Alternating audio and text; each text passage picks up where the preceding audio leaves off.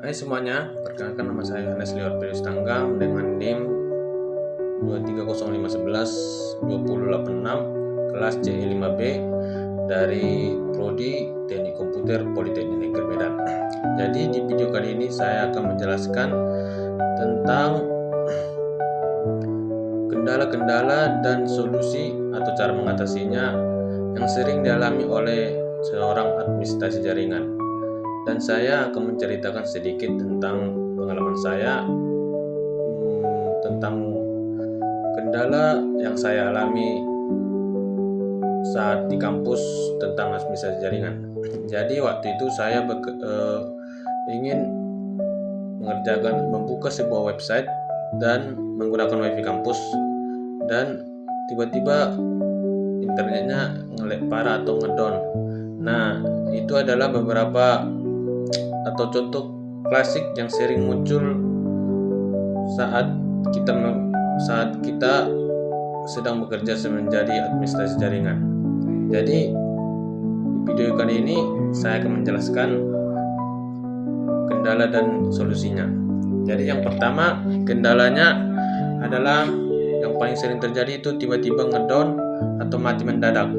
Ini bisa terjadi karena switch-nya rusak atau kabelnya rusak, dan saat mengkonfigurasinya dia error.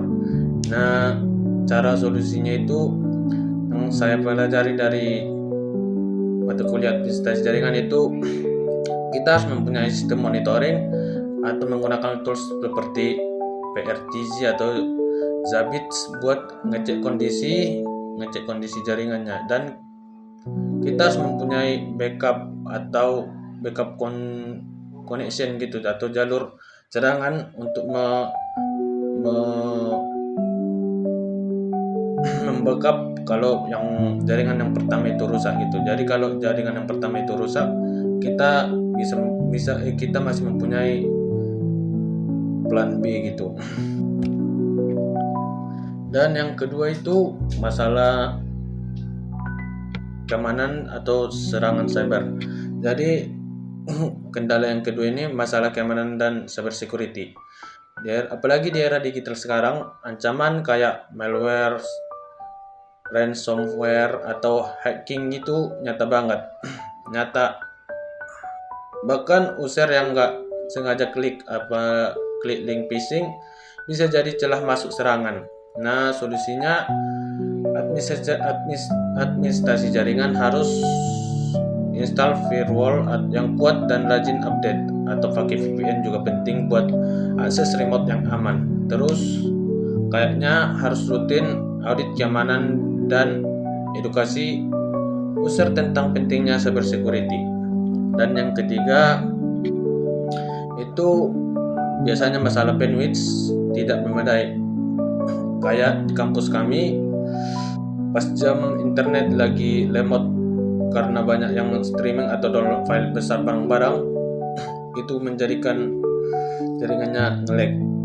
Dan solusinya kita harus pakai kios dan atau quality of service buat prioritasin traffic yang penting, misalnya Zoom meeting atau akses sistem pembelajaran.